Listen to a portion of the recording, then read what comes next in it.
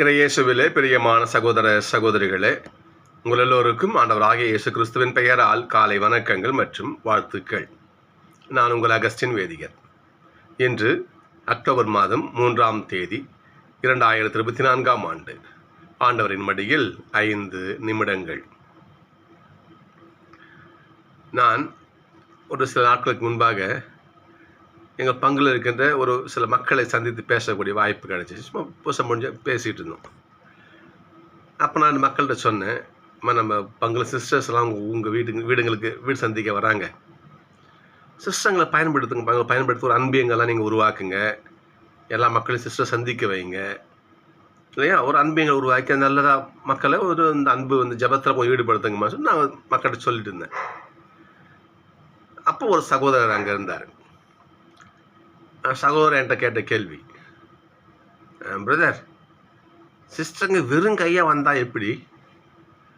வரும்போது ஏதாவது ஒரு பிள்ளைங்களுக்கு கொடுக்குற மாதிரி ஒரு நோட் புக்கு, ஒரு பேனா, பென்சில் இதெல்லாம் கொண்டு வர சொன்னாங்க. நான் பிள்ளைங்கள்லாம் வருவோம், கொஞ்சம் பேசுங்க, ஏதாவது கொடுத்தா தானே வருவாங்க. கொடுக்கல, வெறும் கை வீசிட்டு வந்தால் எப்படி என்று அவர் சொன்னார். சகோதரர்களே, ஏதாவது கொடுத்தாதான் கடவுளுடைய வார்த்தையை கேட்கணும், ஏதாவது கொடுத்தாதான் நற்செய்தி நமக்குள்ளே நம்ம ஏற்றுக்கணும் என்ற எண்ணம் இன்றைக்கு மக்கள் மத்தியில் அதிகமாக இருக்குது. உண்மைதான் அது. பங்கு மக்களே சொல்லுவாங்களே, என்ன சாமியாருக்கு என்ன கொடுத்தா வச்சா அப்படின்னு கேட்பாங்க. ஏதாவது கொடுக்கணும், கொடுத்தாதான் அவங்க சொல்கிறத நம்ம கேட்கணும், ஒரு கிறிஸ்தவர்களாக வாழணும். அது ஒரு ஒரு பழக்கமாகி போச்சு. நட்சத்திர அறிவிக்க வந்தாங்கன்னா அவங்க ஏதாச்சும் நம்ம கொடுக்கணும், அப்போ தான் நம்ம. ஆனால் இன்றைக்கு நட்சத்திரம் நம்ம பார்க்கணும். இன்னைக்கு ஏசப்பா 72 பேர் நியமிக்கிறார். சீடர்கள் நியமித்து தான் எங்கெங்கெல்லாம் போகணுன்னு ஒரு நினச்சிருக்கிறாரோ அந்த இடங்களுக்கு தன் சீடர்களை அனுப்புகிறார். நீங்கள் போய் என்ன பண்ணுங்க, நற்செய்தி அறிவிங்க. ஆனால் நீ என்ன கொண்டு போகணும், என்ன கொண்டு போகக்கூடாதுன்னு ஏசப்பா அழகாக சொல்கிறார் பாருங்க. இங்கே நீங்கள் போகும் பொழுது பணப்பை காசுக்கு கொண்டு போகாத. காசு பணம் தேவை கிடையாது. அடுத்தது வேறு பையை மூட்டை முடிச்சு வேணாம். அதுக்கு அடுத்தது மிதியடி வேணாம். இது எதுவும் உங்களுக்கு தேவையில்லை. அப்போ எது தேவை, எதை நீங்கள் கையில் எட்டுன்னு போகணும். நீங்கள் எங்கே போகிறீங்களோ அங்கே அமைதி சொல்லுங்க, உங்களுக்கு சமாதானம் சொல்லுங்க, அந்த அமைதியை நீங்கள் கொண்டு போங்க. சகோதரர்களே, ஏசப்பா உங்களுக்கு அமைதியாக இருக்கவங்க வாழ்த்து கூறுற அது சொல்லுங்க, என்னுடைய அமைதியை சொல்லுங்க. அங்கே அது மட்டும் கிடையாது, இறையாட்சியை அறிவியுங்கள். இறையரசு வந்துடுச்சுன்னு சொல்லி அது இறையாட்சி நற்செய்தியை சொல்லுங்க. அப்போ நீங்கள் கொண்டு போகக்கூடிய விஷயம் ஆண்டவருடைய அமைதி, ஆண்டவருடைய செய்தி. கொண்டு போக தேவையில்லாத விஷயம் பணம், மூட்டை, முடிச்சு, செருப்பு, இந்த மற்ற இந்த பொருட்கள்லாம் அவசியம் கிடையாது. நீங்கள் போங்க, உங்களுக்கான பராமரிப்பு அங்கே கிடைக்கும், சாப்பாடு கிடைக்கும், எல்லாம் உங்களுக்கு கிடைக்கும். நீங்கள் போங்க என்று ஆண்டு சொல்லுகிறார். இந்த காலத்து இது நடக்குமா? சொன்னாலும் பாருங்க. இப்போது ஏதாவது கொடுத்தா தான் நம்ம கேட்க முடியும், வருவாங்க பிள்ளைங்க. இதை ஆண்டவர் அன்னைக்கு சொன்னார், வேண்டாம். ஒரு நற்செய்தியாளர்னா சொல்லணும், அவங்க என்ன எதிர்பார்க்கணும், ஒரு மன அமைதி. நல்லது ஆண்டோட செய்தி சொல்கிறார், மனசு நிறைவாக, அதை எதிர்பாருங்க. ஆண்டோட செய்திக்கு நல்வழி, உங்கள் மனசு நல்வழிப்படுத்துங்க, அதை கேளுங்க. அதுக்கு பதிலாக என்ன கொடுப்பார், பரிசு பொருளோ அது இதுவோ காசு பணம் வேண்டாம். ஆனால் நற்செய்தி பணியாளர் இயேசுடைய சீடர் இவ்வாறு மனநிலையோடு இவர் போகின்ற பொழுது இந்த செய்தியை மக்கள் அப்படி அத்தனை கம்பளம் விரிச்சு வாங்க வாங்கன்னு சொல்லி யாரும் கேட்க மாட்டாங்க. இயேசுக்கு அப்படி கேட்கலையே. ஏசப்பா போறாரு, சொந்த ஊருக்கு போறாரு, நாசரேத்தூருக்கு போறாரு, யாரும் அவர் ஏத்துக்கலையே. தச்ச மோகம் வந்துட்டான், இந்த மரியா மோகம் தான் இவன் சொல்ல நம்ம கேட்கணுமோ? ஏசப்பாவே ஏத்துக்காத ஊர் யாது, உலகம் யாது. நம்மளை ஏத்துக்குமா? ஏத்துக்காது. நம்மளை பார்த்தாலே எப்போ பிச்சு தின்ற மாதிரி தான் அந்த உலகம் பார்க்கும். நல்லா சொல்லுங்க பார்ப்போம். இப்போ வச்சு சொல்ல வந்துட்டார் நமக்கு, இப்படி தான் மக்கள் கேட்கும். ஏசப்பா அப்படியே சொல்லிட்டாரு. இங்கே பாருங்க பார்ப்போம். ஆட்டுக்குட்டிகளை ஓனாய்கிட்ட அனுப்புகிறேன். நீங்கள் ஆட்டுக்குட்டிங்க, ஓநாய்களிடம் ஆட்டுக்குட்டிகளை அனுப்புவது போல இந்த உலக மக்கள் நான் உங்களை அனுப்புகிறேன். ஓனாய் என்ன பண்ணும்? ஆட்டுக்குட்டி அப்படியே முத்தம் கொடுத்து கொஞ்சுமா? கழுத்தை கடி சத்தத்தை உரி தான் பார்க்கும். நடக்கும். நட்சத்திர பணியாளர்கள் அதான் ஆண்டோடைய பணி, அதான் ஆண்டோடைய பாதை. ஏசப்பா எதையும் மறைக்கலையே.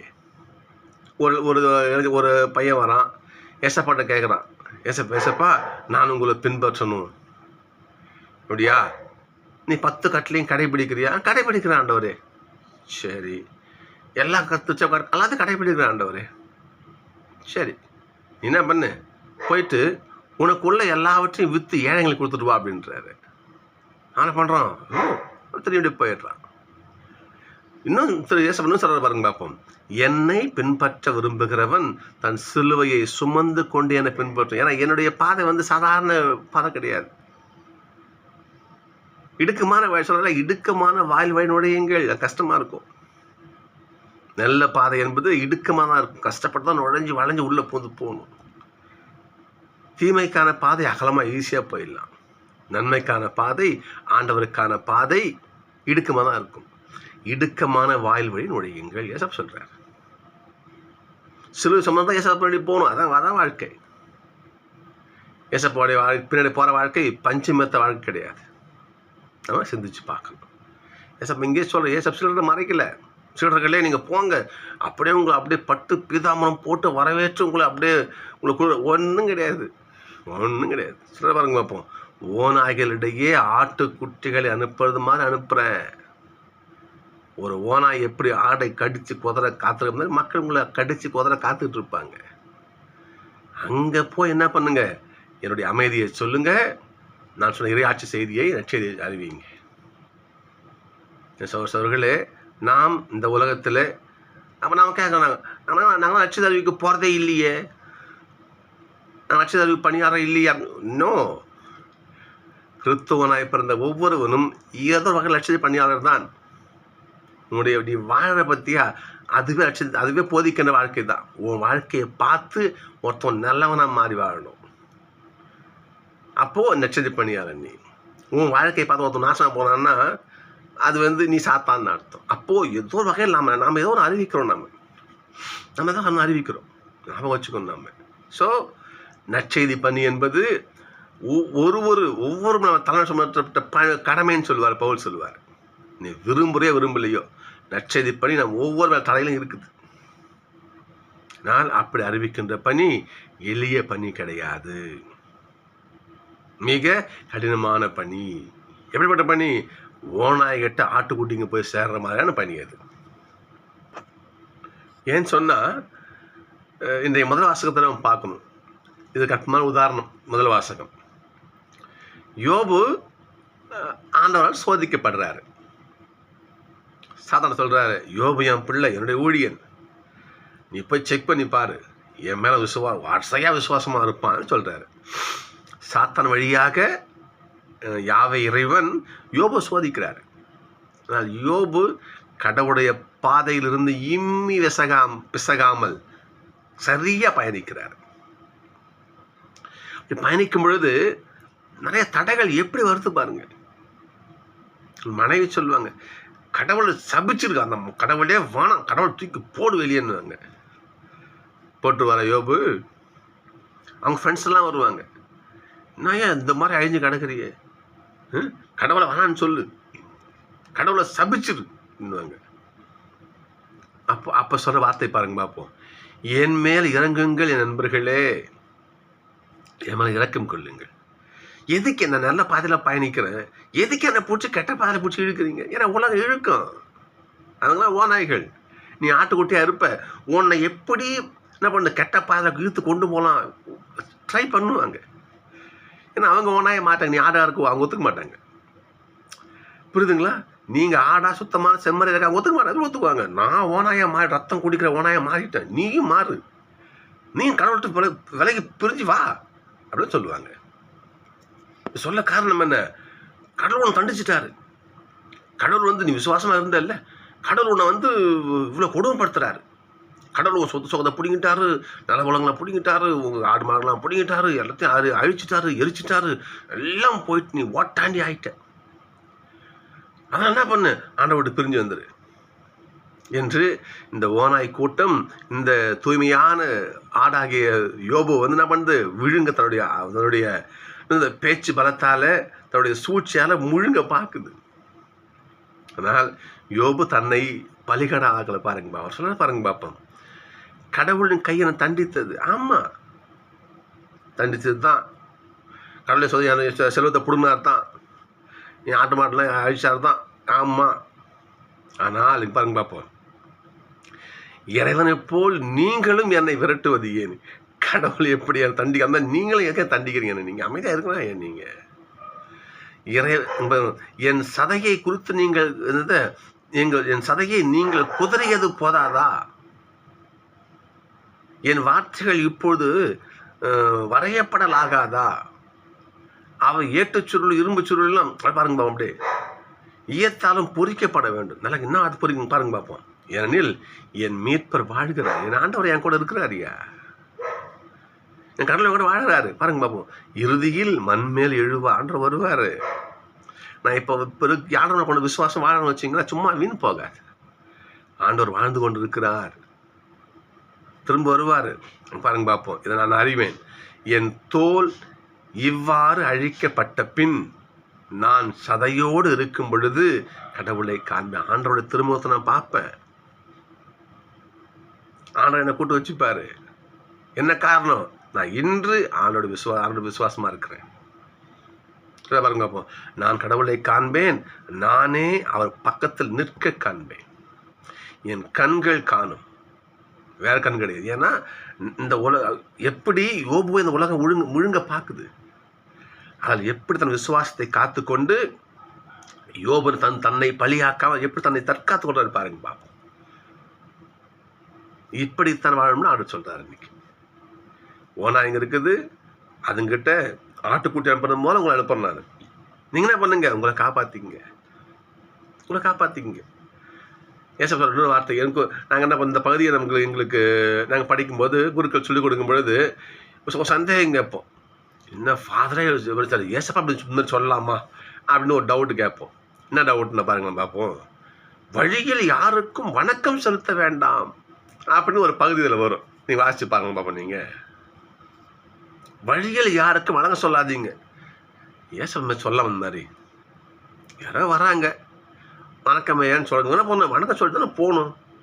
என்ன சொல்லலாமா என்ன நமக்கு எங்கள் சந்தேகம் கேட்போம். இப்படி சொல்லியிருக்காரு ஃபாதர் ஏசப்பா நாங்கள் கேட்ட கேள்வி இது. அதற்கு குருவானவர் சொன்ன பதில் இது. யூத முறைப்படி வணக்கம் சொல்லுதல் ஒரு மாபெரும் சடங்கு, ஒரு சிறு சடங்கு அது. இப்போ பாருங்க, முஸ்லீம்கள் பாருங்க பார்ப்போம், வணக்கம்ட்டு போக மாட்டாங்க, கட்டி பிடிப்பாங்க, கணவன் என்ன பண்ணாங்க, ஒத்துவாங்க, இப்படி ஒத்தி அஸ்லாம் அலைக்கும் இப்படி சொல்லுவாங்க இப்படி. அப்போ அதற்கு ஒரு சில நேர மனுத்துளிகள். அதில் தமிழ் பண்பாட்டு பாருங்க பார்ப்போம். ஒரு பெரியவங்களை வச்சுங்களேன், அவங்களுக்கு வணக்கம் செய்யணும்னா சாஷ்டாண்டங்கமாக காலில் விழுவாங்க. காலில் விழுந்து பார்த்துட்டு கண்ணில் வச்சுப்பாங்க. அவங்க என்ன பண்ணுவாங்க, ஒரு மங்களமாக ஒரு அரிசி எடுத்து தள்ளி நல்ல மங்களம் வாழ்த்துவாங்க. அப்போ சில சடங்கு முறை, சில மரியாதை செய்யணும், சில சடங்கு இன்னமும் இருக்குது உலகத்தில். இதை போல யூத முறைப்படி வணக்கம் செய்வது, மரியாதை செய்வது ஒரு சில நேரங்கள் பிடிக்கும். அதில் சொல்கிற பாருங்க, நீ எதுக்கு போகிற, நற்செய்தி பணிக்காக போகிறேன், விரைவாக போய் அறிவி. வழியில் யாருக்கும் இந்த வணக்கம் சொல்கிறதெல்லாம் வச்சுக்காது. ஏன்னா நீ போகிற பணி அவ்வளோ முக்கியமான பணி என்று சொல்லுவார். இது ஒரு ஞாபகம் வருது. இந்த வணக்கம் சொல்லும் முறையை பற்றி பழைய ஏற்பாட்டில் ஒரு இடத்துல இருக்கும். 2 அரசர் 4ஆம் அதிகாரம் வாசிப்பாங்களா நீங்கள். எலிசா என்ன பண்ணுவார், எப்பவுமே ஒரு இடத்துக்கு ஒரு ஊருக்கு, சூனேம்ங்கிற ஊருக்கு போவார். போகும்போது அங்கே ஒரு அம்மையார், ஒரு பெண்ணை பண்ணுவாங்க, எலிசாவை எப்பவுமே கூப்பிட்டு அவர் சாப்பாடு கொடுத்து அவர் நல்லா தான் செய்வாங்க. இவர் அடிக்கடி அங்கே போகும்போது அங்கே தான் தங்குவார், சாப்பிட கொள்வார், செய்வாங்க. அப்போ நம்ம என்ன பண்ணுவாங்க, சொன்னேம்மா, ஐயோ நம்ம கடவுளுடைய தூதர் புனிதர் நம்ம வந்து தங்குறாரு, அவங்க தனி ரூம் கட்டி கொடுப்பாங்க, அவர் அங்கேயே வந்து வருவார், தங்குவார். அதெல்லாம் பழக்கமாக நல்ல குடும்பம் அந்த பெண்.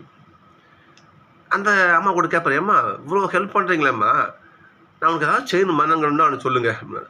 எனக்கு ஒன்றும் வேணாங்க ஐயா, ஆனால் ஏதாவது கேளுங்கம்மா அப்படின்வாரு. அப்போது எலிசாவுடைய உதவியாளர் கேக்கஸ்ன்னு ஒருத்தர் இருப்பார். அவர் கேக்கஸ் அவர் சொல்லுவார், குருவே இந்த அம்மாவுக்கு குழந்தை இல்லை,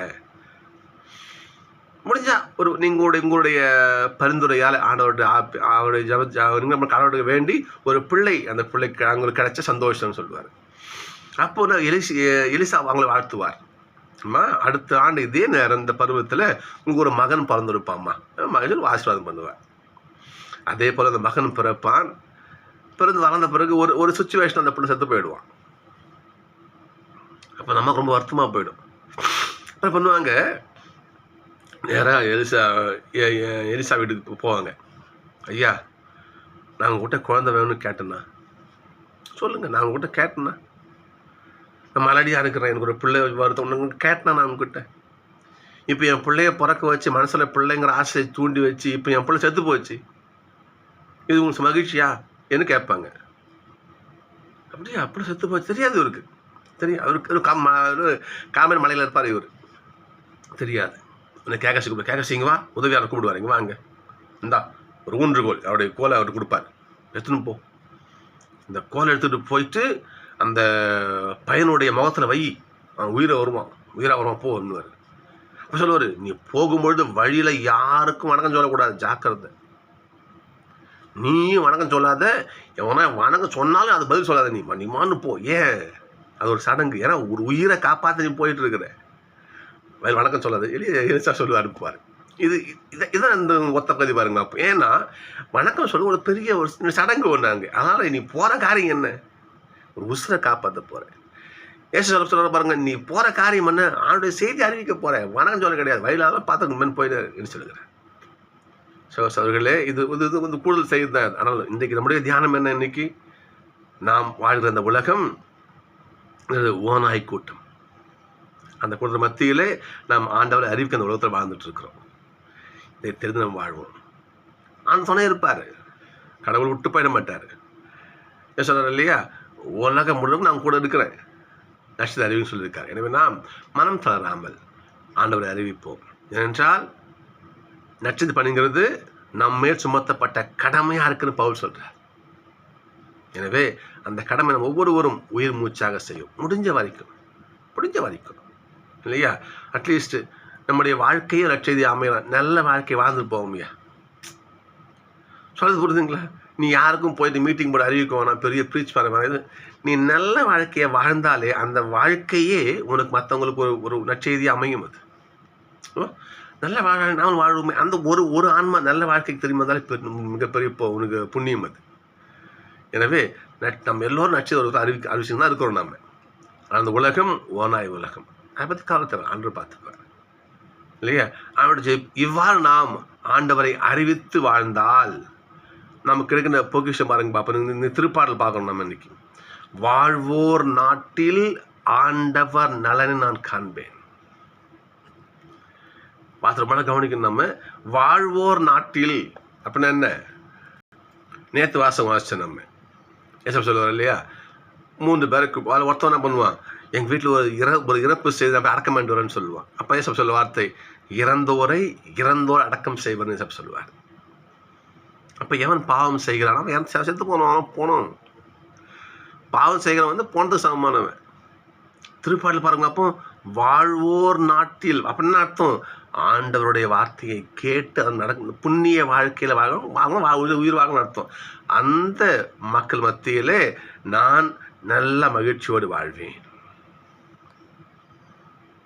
அப்போ நான் நல்ல நற்செய்தி பணியாளனாய் நான் வாழ்ந்தால் கடவுள் எனக்குரிய ஆசீர்வாதம் கொடுப்பார்.